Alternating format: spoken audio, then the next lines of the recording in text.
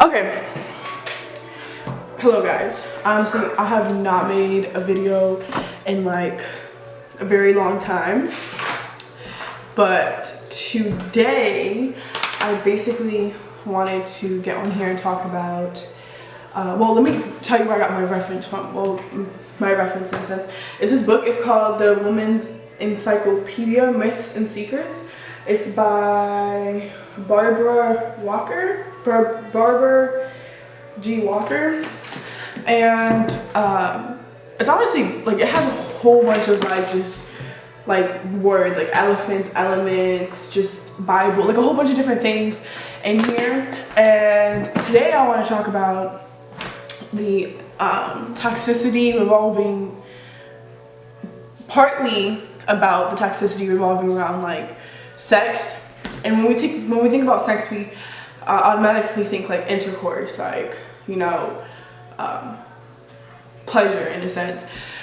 But what I wanted to talk about, how it's not only that, it's like a sense of status and power that the masculine energy does not feel.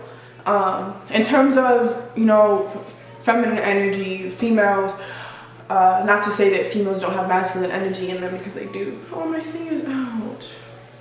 Because they do. And not to say males don't have feminine energy in them, because they have masculine and feminine just as females do. Point is, a female is able to bring life into the universe, and because males aren't able to, they simply carry the ghost, the spirit, in their sac, and then pass it on to the female, and the female processes that. And, you know, obviously, if you're not able to do something like that, that can make you feel powerless. But, you know, you obviously have, not to say men are powerless, I'm just saying that can make some feel powerless.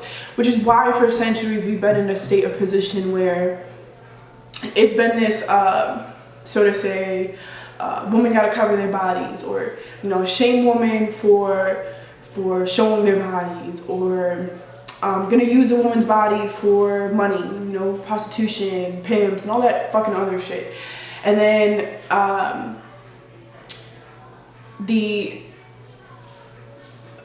do I say this?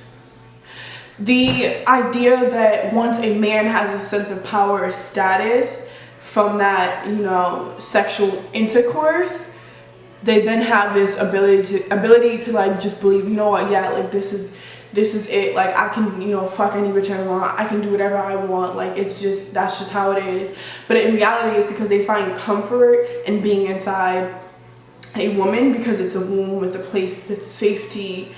And all this comes from the topic sex in the book.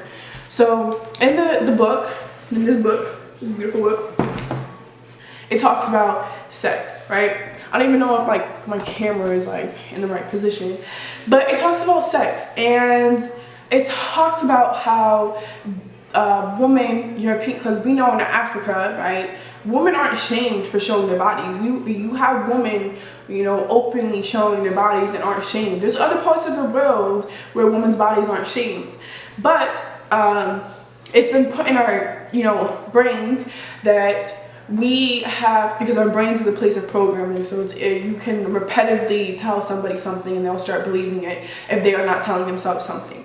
So if someone is not believing that their body is a power source, then therefore they're open to be told, you know, your body, I can use your body, you're powerless, yada yada yada. Point is, back to the book, it basically talked about Christianity, Catholics, and all that stuff from the Europeans, the westernized idea, and not only Western, but there's other parts of the country now that, you know, shame women for showing their bodies. You know, you have to be covered up. You can't show anything. Only your husband can see your body. And then you have parts of the world like the Christians and like from the Europeans back in the day, like way back in the day. Europeans basically shamed any woman that showed their body, or if the woman wanted to have sex, she was shamed upon, because, well, why would you want to have sex? I'm supposed to tell you when I'm supposed to have sex. As a male person, that's how it was back in the day. Like, they believed that a woman was a slut if she was aroused by sex. Like if she was aroused by sex, she's a slut. Why is she aroused by sex? That's something I'm supposed to be aroused by. And it all started off with them not having control and how they are aroused.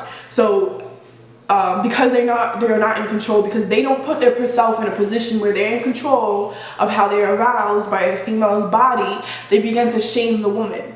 And then now, this is just like a collective energetically thing that's happening around the world that we all need to come to terms with our own masculine and feminine energy within us, and our own masculine and feminine, like in the males and just as much as the females, because we both have these energies. It's not, oh yeah, you're a male, so you're masculine. No, you have feminine energy within you, and if you are not, you know, seeking within to feed that feminine energy, your masculine energy is going to be toxic.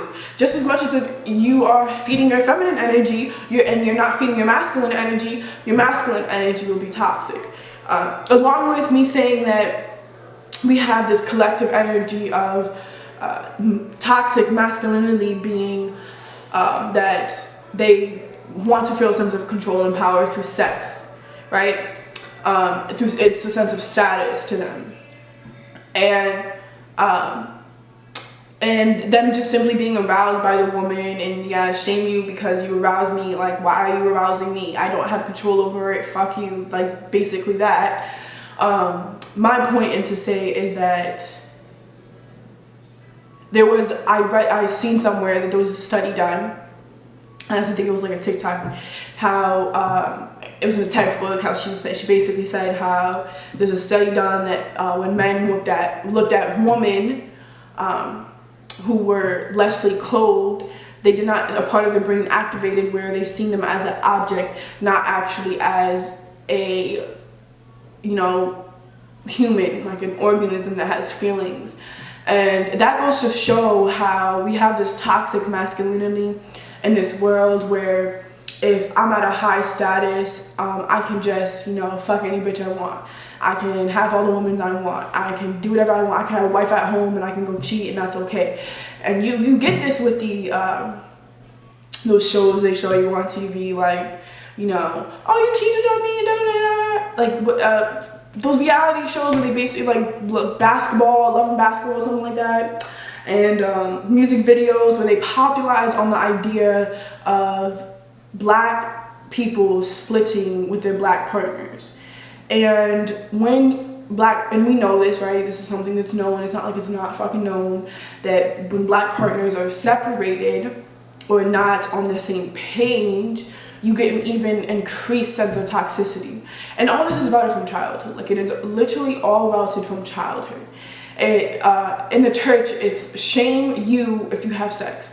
Shame, shame, shame, shame, shame, shame. So when this person comes to have, it's a human response to be sexually aroused by certain things. Like, this is just a human thing. Especially as a kid, you're curious about your sexual, your body parts. And so it's constantly shamed upon. So then you look at these parts and you're like, wow, let me shame myself because everybody is around me is shaming it, right? And you're constantly being told, oh, if you have sex at this age, you know, that's bad. If you have a child at this age, that's bad. And all these other things regarding just sex. It's constantly inputted into your head. Don't have sex unless you get married. In regards to that specific thing, I believe you should have sex before you get married because that is a partner. Somebody who you're literally going to spend the rest of your life with, so to say. And I feel like that's why you get a lot of divorces, especially with people who are religious, because, and not to knock anybody who's religious, I'm just saying, because y'all carry this belief that, oh, okay, yeah, no, I don't have to have sex with my partner, I don't have to spend any time with him, but when it comes to marriage, after that, we can, you know, do all that we can. It's like, you don't know your partner now. You don't know your partner sexually, you don't know your partner emotionally, you don't know your partner at the core because you chose to lead by the words of someone that you don't even know. You know what I mean? Like, y'all carry upon this belief that this word from the Bible was created to support your growth. But in reality, it contradicts everything that was supposed to support your growth. You know, it does not support anything that connects you back to your earthly position. That basically not even had anything to do with the fact that I was talking about sex and intercourse. But I did want to go back to Christianity and sex. So this position of Christianity, right, it just happens to be a worldly religion. Like, you can find Christianity in every piece of the continent. And you want to know why? Because it was forced in those continents. It was forced in those countries. It was forced into those people. You have to do this. You have to be this. If not, yada, yada, yada, right? And now you have this conception, because Christianity has this conception that women must be shamed. Now, all over the world, you have this religion that is shaming women. Even in the Bible, it says, women come from men. When you're in the womb, you start off as a female. You begin as a female organism, and then if so, the DNA transfers you into a man. But on top of that, how can you mentally, emotionally, physically, spiritually believe that a Bible is supposed to support you if it is literally lying to you? It is telling you in the beginning of it, yes, in the beginning of time, Eve was ripped from Adam's rib and was given to him. How does that even make sense? Like in today's time, right? And not even in today's time, and for centuries, since the beginning of time, women have been giving birth to children. Women have been bringing light to, the darkness in their womb. And quite frankly, men have the position of passing on the reproduction, passing on the sperm, which is just the ghost, the spirit, the backbone. And because it was just simply that, like I said before in the beginning, it can be a sense of like powerlessness, because you're not, in pain. You're not carrying that child for 9 months. You shoot them into the light, and then they go back into the dark, into the mother's womb. And they're in the mother's womb for a long period of time, and then the mother brings them back into the light. So y'all both have a part of taking in, account for the life and death at hand. Okay, Osiris, get down because you're biting me. That's basically what I want to talk about today. Just with posting videos, because, I just want this to be a place of, just talking about things that have to do a lot with where we're at in life right now. Like, as a collective, we're in this position of shaming women, shaming men, not accepting our own masculine and feminine energy, because I do truly believe within us we have a masculine and feminine and a child within us, right? You can be a child and have your child within you, and you can be an adult and have your child within you. And that's why we have a lot of adults right now making very childish actions, because their inner child is wounded and feels that they have to act out or be shameful or judge others, because that was what happened to their inner child, and their masculine and feminine are in balance in order to give that patience to that child to no longer be wounded and to grow and to sprout, because a child is always wanting to sprout and grow. And we always, no matter what age you are at, you have this inner child in you, and being at terms with your masculine and feminine will bring so much more light to your inner child. And your inner child has to do a lot with creativity, and creating is something that we're meant to do. Planting is creating, painting is creating, making music in any form, beats, playing a guitar, playing an instrument, singing with your vocals, art, reading, like anything you do is creating.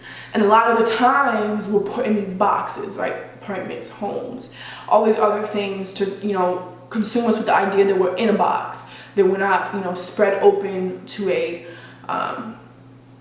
womb-like universe, which we're kind of, I don't want to say universe, but womb-like earth, which is, circular, so it's cycled.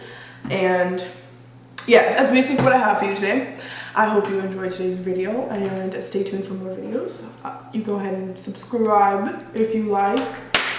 But that's basically, oh, and I'll put the link for this book, because I do believe that, you guys should get this book, especially if you're a woman and are interested in different topics in regard to the connection to our femininity. Thank you again for watching today's video.